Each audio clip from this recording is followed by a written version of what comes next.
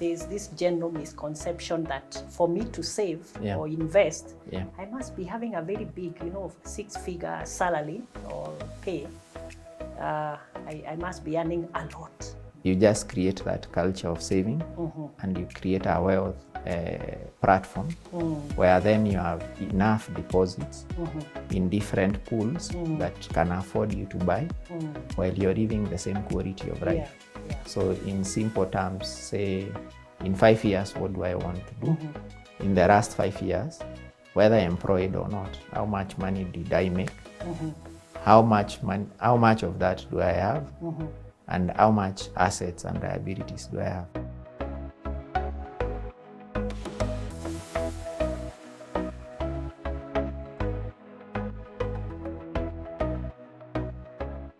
Now, what about the young ones? Yeah.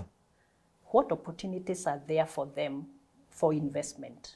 And I'm asking this in the context of that we know that our demographic, whether in the region or Africa in general, is showing that we are growing very fast, the younger generation. That's where the demography is getting heavy.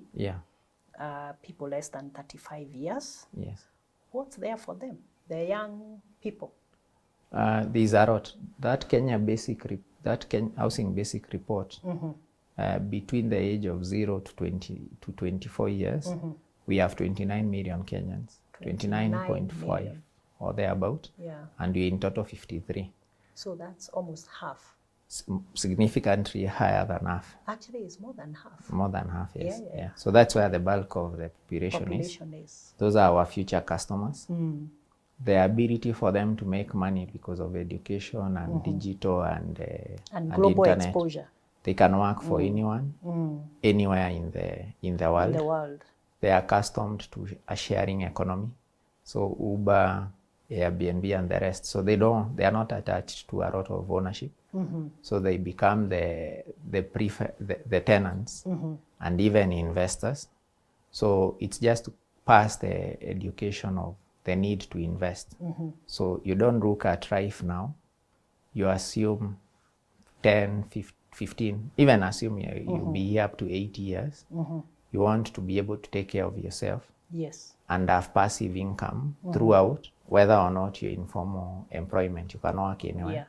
So there are many ways to invest. So you have your cash, you have your money market, you have your bonds, you have insurance premiums, you have real estate, and many other options. So if you take that as a basket and you don't want to have your eggs in one basket, you can say in the basket of real estate, I want to have passive income of 100K or 50K from rental income. And I want to buy where it's affordable, but where I can charge the highest amount of rent. Occupancy is high. And occupancy is high, which are these aspirational neighborhoods. So I can come and buy a 5 million shilling studio at Two Rivers, where my deposit is 10%, which is 500,000. And as a matter of fact, this house can be fully financed by KMLC. And the rental will cover. And the passive income I'm making, I'll pay down my loan so that in 5 years, I own the house. I own the house, and that house can help me own the next one. I can run it irrespective of where I am in the country. So let's give an example. This year, we've just received, this is March, we've received two checks. If your disposable income was 10,000 shillings, after you've paid everyone, you've wasted your money, you've shopped, you're left with 10,000 shillings.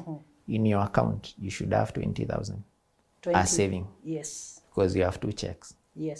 If your disposable income was even 1,000, in your account you should have 2,000 shillings. If your disposable was 100, you should have 200. But if you check, because the culture of saving is not there, you may have 0. Not that you didn't have, you had all the money, but it went away. You didn't use it properly. So if you say your goal in 2025, my disposable income after shopping, doing everything, and entertaining, enjoying myself is 10,000 shillings. For 12 months, I'll have 120,000. Forget about the investment element. let's say even I allocate 20,000 to thank myself in December for having saved. You give yourself a bonus. Yeah, and book a flight to Mombasa and waste it. Then I am left with 100,000. Yes. I can allocate part of it to money market, part of it to bonds, and part of it to pay a deposit for a house. And it's earning you some passive income. So that's how wealth, you start some wealth creation with just the first your set of habits. So you have asked me about young people, me included. You just create that culture of saving, and you create a wealth platform where then you have enough deposits in different pools that can afford you to buy while you're living the same quality of life. So in simple terms, say in 5 years, what do I want to do? In the last 5 years, whether employed or not, how much money did I make? How much of that do I have? And how much assets and liabilities do I have? More often than not, you may have earned 10, 20 million. You have nothing in assets.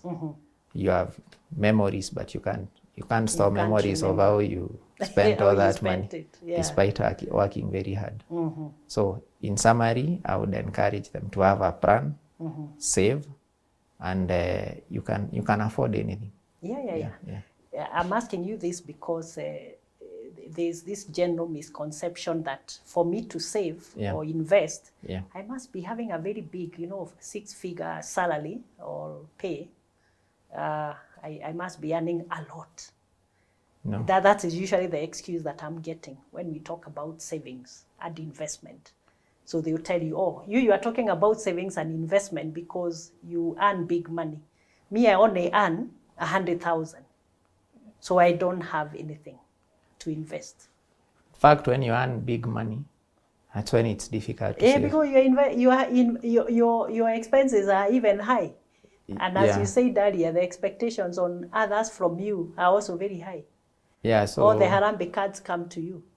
Yeah, but also naturally you get your first job. You're staying in Ruaka, in a nice neighborhood, in a nice house, no problem. You get a promotion, and you starting to feel that neighborhood is not as safe as I thought. Then this house is too small. Standard. I can't. You upgrade. Yes. So you erode everything. You increase your expense. Yeah, you increase your expense. You erode any additional money. Then you work harder. You're promoted. Now you start matatus become not very fine. You want to have your car. Not just any car. When you have that car, also your trips across Kenya increase. So every promotion, you spend more. So you're not. So you have to delay that gratification.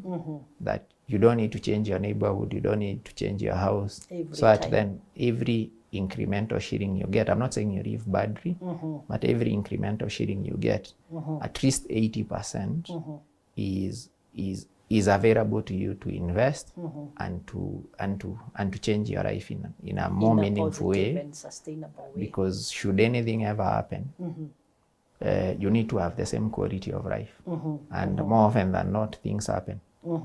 Yeah. When I was growing up, we used to be told that we must always save something for a rainy day. Yes. So I guess that's what you are telling us, that we save something, and we are lucky now because there are many ways of saving something for a rainy day. Yeah. You've given all those ways that you can invest. Yes. We are spoiled for choice. Yeah. And diversify.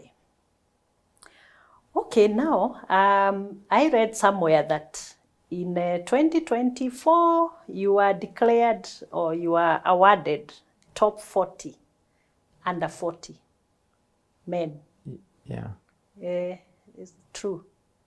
Yeah, someone, I think my team nominated me. Oh, okay. But yeah, it's something that recognizes people. So I was privileged to get the recognition. You got the award, the recognition. Yes.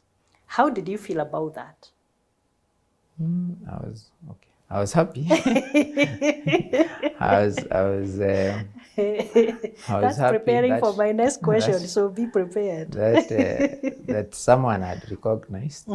And also, now I think the top 40 under 40 work under me are many. Yeah, so also it opened a way to recognize what we are doing. Yeah. It was really a chance to celebrate your achievements so far. Yes. And probably inspire you to do even better. Now, my next question is, having become a leader at a very early age, do you ever sometimes feel like your age is a disadvantage?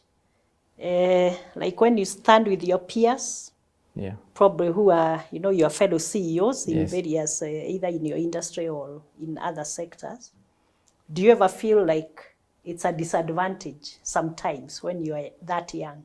Somebody described you as the tall man with a youthful look. Do you feel like sometimes that works against you in your leadership journey, or it's okay? Yeah, it's okay. I don't feel disadvantaged. Yes. But I think the way the society has been set up, people get to CEO level in their 50s. Gray hair. But first, economically, these people have worked for extended period of time. Long periods of time. They have saved, they have invested, they are wealthy. So when you get it at a younger age, yes, you are CEO, but a broke one. You don't look like you're broken. No, I'm just saying, as in, comparatively, you've not gotten the same economic. You're not at the same level. No, you're not at the same level. With your peers, the neighborhoods you're in are not where those. That's the only. But now, if you leave comparing yourself, that's the first point of starting problems. The only disadvantage is maybe economic, but that's a function of time. But the rest, actually, there is a bit of respect that people want to know how. How did you make it? How did you make it? But also, it gives you the element of remaining humble. That, a CEO is a high-risk job. You can be asked as, remind us what you do here again. You can be out anytime, so there are no securities when you are the top. So you have to keep hard and to sustain yourself. But I haven't felt a disadvantage outside of that economic disadvantage, which is a function of time. You've not built capital and you've not inherited, unless you've inherited, but you've not built enough capital to compare to a CEO who is 50, who is 49, who has worked for longer years, than you. But that is rife, and everyone has an opportunity. Yeah. Okay. Tell us about one time when you have miserably failed, either in a project or something. Okay. Yeah, that's a failure. So that project is called what? That's Cascadia. Cascadia. It should have been finished 2 years ago. It's not been finished. And like Centum Real is way, what do you call it? Behind schedule. So there I look at it every day. It's outside failure. My window. It's a failure, but also it's taught me many lessons that you can fix any problem. What did you learn? Okay, it's there with customers. So these customers want questions. When will you finish? They are shareholders. When will we get our return? What are you doing about it? So it taught as you need to think differently. You can look at it as failure or look at it as an asset.